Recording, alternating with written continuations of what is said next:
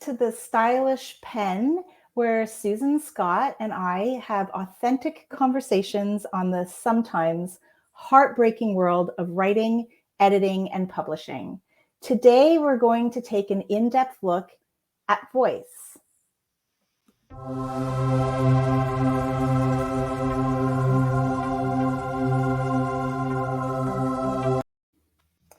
Hi, so voice is always fun and very painful to talk about sometimes. So today, I guess we're going to talk about the whole thing of I found my voice and no one seems to like it, or how do I learn to live with my voice? How do I learn to like it? All of that.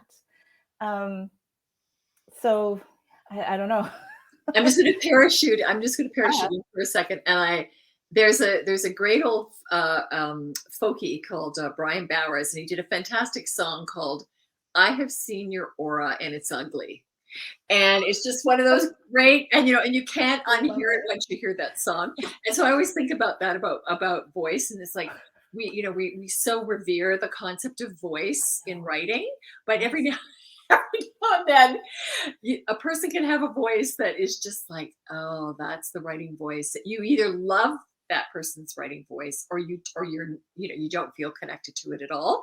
And I think it's a much more powerful kind of radar thing that we just don't talk about it. So yeah, what if you found your voice and you don't like it? It's like it's up there with your aura, it could be. I guess it's that mysterious thing. So when we talk about voice, right, we can talk about the good and the negative around it too. I just had to get that in there. No, I love it. I actually did a deep dive too, that when we started talking about this, I was like, I literally I Googled, what's the difference between voice and style? And it was really funny because there's a lot out there and it's hard. And the first thing that comes up is style means the mechanical or technical aspect of writing and maybe specific to the requirements of the subject or topic.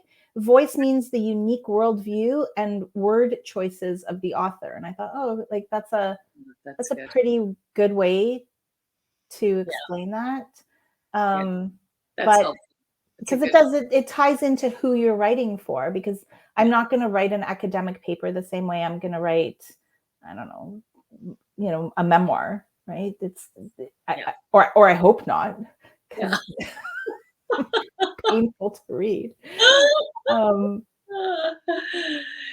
Yeah, I always think of the voice as it's like your signature, right? It's so specific, it's so particular to who you are, and it's the sum total of how you use language and and your sensibility, and that you're kind of bearing. Like it's a kind of mysterious kind of phrasing, but it's absolutely so critical. No, it makes sense. And it's one of the things that you said that I really liked is and I quote, it's the reason people will ignore other tasks and listen to you or read you. And I think that that's exactly what it is, because that's how people will connect to you. Yeah. That's how people will hear you. And that's that whole idea when you hear people say, oh, I really felt this book. I really connected with this book. And that's because of your voice, how you wrote it. Yeah. Which is beautiful. So it's not that far from music as an analogy, right? You fall in love with that person's voice, and you just want to be closer to them, whatever that thing is. Like if you love Joan Didion's voice, if you love, I don't know. Do you have examples? Did you bring examples? I did bring examples. Oh, you brought examples. Okay, let's go right into examples then. That's fun. Sure. Okay. So I have 4 books that I found to look at different writers' voices that we can talk about. I'll start with Vivian Gornick because, well, I love her. Fierce Attachments, and she's so amazing. So I thought I would just read. I did look through them, and I picked a little paragraph out of each book. Okay, so great. This is just the beginning. I don't even know what chapter this is.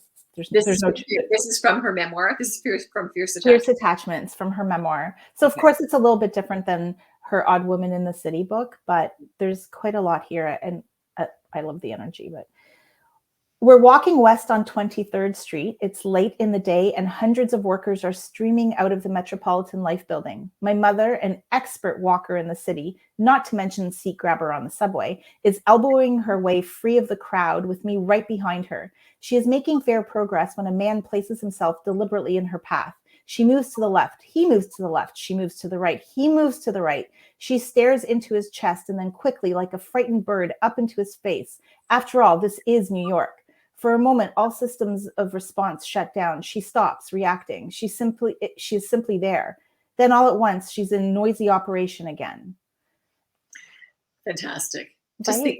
Just the energy and the propulsion in her stuff. And yet it's so clear, right? Just the word she uses, everything is just absolutely dead on. Yeah. It's yeah. And it's the way, and she, and I know I was reading it this way too, but it makes you want to read it that way. You're there, you're tense. Who is this man? Why is he blocking her? And New York too, right? Because I fully, at the end of the day, she knows this man. He just recognized her. But, I fully expect her to punch him in the stomach. Yeah. And also in this way, this makes me think of this one time I was with my grandmother and we were in the subway in Toronto, and we were at Dundas Station, which if anybody knows Toronto knows that at rush hour, Dundas is crazy busy because you're under the Eaton Centre.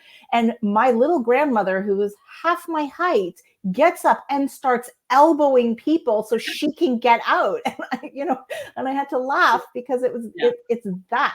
So I think it's extremely relatable that way. Yeah.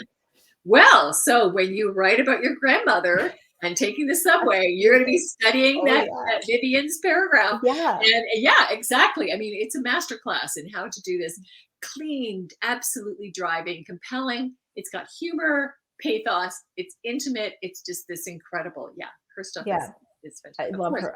We love Vivian. Vivian, wherever you are, we love you. See, and we love your voice so much that we want to take you out for dinner one day, exactly, or something. Don't die before we get to do that, please. Okay. So the next book is, so I really tried to take very different books, but the one constant is that they're all memoirs. Okay. And it's just to show how different they can be. And I don't know, I thought I did that on purpose because, no, that's good. I like memoirs. Yeah. So this next one is Shame on Me by Tessa McWatt. And right from the start, I mean, hers is extremely different. With Vivian's, I find she deals with her family a lot more. This is just a very different way of writing, but I won't talk about it. I'll just read it. Yeah. When I think of my parents' decision to leave British Guyana, I also think of my mother at her dead son's grave, how difficult it was for her to leave him in the rain, how difficult it is to leave the country of one's birth, the earth that covers one's buried ancestors and descendants, the potency of land and place and identity. Many people have no options, but because of my father's profession, he had three: Canada, the US, or the UK. Had my father chosen the UK, I might have been among those of the Windrush generation, without the appropriate paperwork, facing hostility from the Home Office, threatened with being deported home, even as a British citizen. Yeah. So the tone, right? The tone is, it's very different. I mean, the whole structure of this book is very different anyway. I actually think her structure of her book is absolutely brilliant. Because she writes her book as an experiment about herself. So you have the hypothesis, then the experiment, and what are you? Because she has all these pieces that make her up. And then she has the analysis, which is broken down to nose, lips, eyes, hair, ass, bones, skin, blood, and then findings, and then double helix. And so it's interesting. Yeah. So she's really approaching it from this very kind of scientific way. Yeah. But the writing is also so different. It's so much more, I guess, introspective. And yeah, it's very interesting, even just with that short selection. So she uses really short sentences. Mm-hmm. But at the same time, it's set up that she's reflecting on something, right? So right away, her mind is going out and around in this big sort of spherical way. But the things that she's referring to have blood, bone, earth. So it's this fantastic juxtaposition. So even from that selection, when you take that and you think about what she's done, what her voice is like, it's kind of a perfect match for then your description of what the book does, where, how she approaches the book. So it's so interesting. It's almost like just hearing that snippet of her voice, you have insight into how her mind works. And then the book is like this beautiful unpacking of how her mind works and her ability to go at this fantastic material in such a unique way. And I actually did look at, I did sort of go back through all my pages that I had marked things, and I looked at a lot of them, and everything, even when she talks about herself as an 8-year-old, it still comes back that same way. Yeah. So it's everything she does is like that. So yeah. Even, all right, next. Nicely done. Okay. What's up? So I picked 2 men and 2 women because I thought, we'll give the guys a little shot. And then this one's also give them a chance to impress us. Yes. Yeah. And this one's a little nod to Stephen. Yeah. I thought it'd be nice, but I have to say, I adore this book. Reaching Within That. I thought this was phenomenal. I think like everyone should read this book if you want to understand what's happening in the world. And then just for a funny note, this one was kind of hard to find a paragraph because he kept putting Greek words in. And I was like, I could never even pretend to pronounce that when I'm reading them. So very erudite author. Yes. Yeah, it was really funny.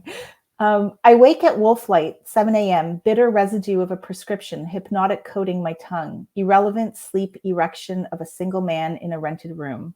I dress quickly in the cold, stumble outside, and draw the sun into my eyes like breath into lungs after a dive. The white balcony is already warm.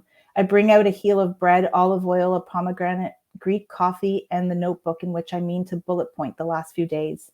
Downstairs, Electra keeps emerging to sweep her doorstep and forecourt with mounting vehemence, and I can never pronounce that, I'm sorry. She wants me to clear off so she can inspect my room, strip the bed of its extra blankets, and fold and fiercely reshelve them into the wardrobe. Yeah, okay. Right away, you're in the presence of a poet, right? There's the poet. Yes. Power, precision, this incredible, compressed language that deposits you right in the moment, all done in present tense, right? Yes. Yeah. So it's the whole book is in present tense, which I was personally very drawn to as well, because it's like I was in the here, I was in the now, and that's what this book is. He took off for 2 months to go to Greece and help the people coming in from Syria from the boats, and he sort of did it without a huge plan. So you're walking that path with him. Yeah, that's amazing.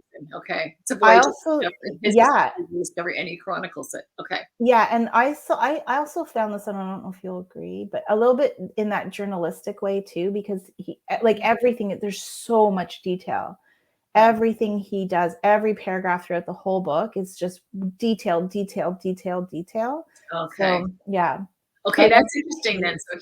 So that's interesting because it means he's really committed to documenting. He's documenting that process. Oh, so yeah. He's got that. He has, and Stephen Highton, for anybody who doesn't know him, we just lost him in this spring in 2022. Yeah. And such a gifted writer and a poet through and through, but he had that drive to document human experience. And I think that journey that he went on and how it's represented in that book. And I mean, that's such a perfect paragraph to pull out, because right away you could just feel everything. You feel that tension from the Greek coffee, the landlady, whatever it is. You're right there, and you've got that anxiety, and what's going to break. Reality is going to break open any minute now. You're going to step out the door. Exactly. Yeah. And so the whole book has that intensity. So I loved it. I think everyone should read it. So last but not least, definitely not least, Ocean Vuong, On Earth We're Briefly Gorgeous. I love, yeah. So another poet, but very different than Mr. Stephen. Yeah. Those Saturdays at the end of the month when, if you had money left over after the bills, we'd go to the mall. Some people dressed up to go to church or dinner parties. We dressed to the nines to go to a commercial center off I-91. You would wake up early, spend an hour doing your makeup, put on your best sequined black dress, your one pair of gold hoop earrings, black lame shoes. Then you would kneel and smear a handful of pomade through my hair, comb it over.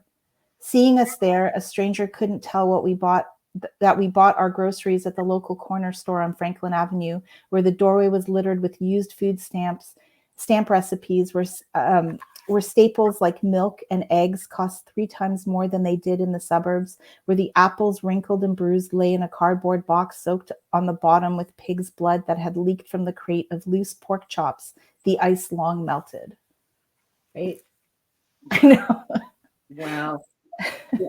Okay, you talk about him first. I have so much. I absolutely adore Ocean Well, Vuong. you're probably way more insightful about it than I am. But for me, this was, it's just this. I love the pacing. I love that it's just so smooth and it's almost one thought moving seamlessly into the next thought. And to me, it's also his imagery. So I've just started picturing his mother in that black lame dress. And then, because he's writing this to his mother for anyone who hasn't read this, but, and then there's this vision of pig's blood, apples in a box with pig's blood, but at the same time, it's kind of beautiful and you can really visualize it. And I personally just love how smooth it is too.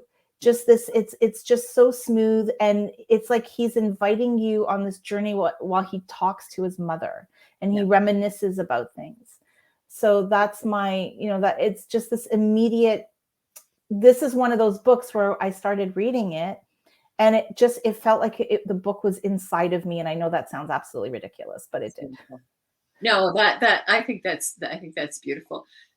His story, his sensibility is really incredible, right? So it comes from Vietnamese, displaced, boat people, immigrant history, but he has this incredible literary, he's invested in this incredible literary depth. So what he loves is actually the New England, because he lives in Connecticut, right? And he has this really deep connection to the New England writers, including Melville. So when I hear his stuff, I hear those 19th century voices. Like he has that permission. He's taken on that permission to see himself and his writing in this long, deep lineage of American writers. So it's fantastic. When you hear him, you hear these beautiful, long, languorous phrases. And the sentences, as you say, the pacing, but the imagery is astonishing. So, yeah. And I didn't even think about that, but it's almost like you're reading the classics. Yeah, exactly. Right? I just, when you said that, and even like the thing that breaks my heart a little bit. This is his first book, like novel or book. It's not novel, but it's his first book. I mean, he's written poetry before, but that to me was incredible too. It's like he took that and made it into sentences. Yeah. He took that poetic soul and made it into sentences. And because they're both poets, I mean, if we compare the difference between Stephen and Ocean, now I'm talking about them like they're my best friends. But if we do that, that's pretty amazing too, right there. How different they are. Both extremely powerful, both full of imagery. But for me, one sounds more this, like what you said, he's just more journalistic. It's more, it's in the now, and this one is a floating memory. Yeah, that's beautiful. Floating memory, I really, really like. And the one of the things I found so interesting listening to Ocean Vuong talk about his work was that he was really interested in bringing working class experiences to light, right? So we hear Stephen Highton, we hear that really erudite sensibility, and in Ocean, he's really trying to bring this, classically undervalued world to light. And the whole book is written sort of as letters to his mother, as a long letter to the narrator's mother. But all these things come to light. So you get the apples and the pig's blood. You get these forbidden, undervalued, typically off the radar kinds of things brought right into the center in this beautiful poetic way. Yeah, it's astonishing. And just that one other layer. I mean, I am a first generation immigrant to this country, and although his experience, my experience, not even close, not comparing that, but there's this little part of me that understands what he's talking about. Somewhere fundamentally deep down, I know that. Yeah.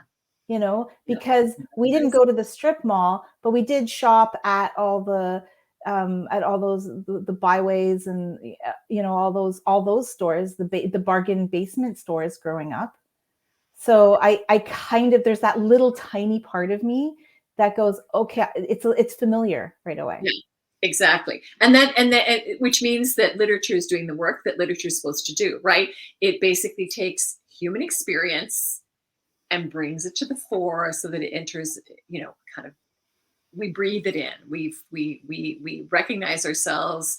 It gives us permission to claim our own experiences, and then we kind of breathe out and connect with all of humanity. So that's a lot of territory for a little topic like voice. Nicely done. Yes, thank Nicely you. done.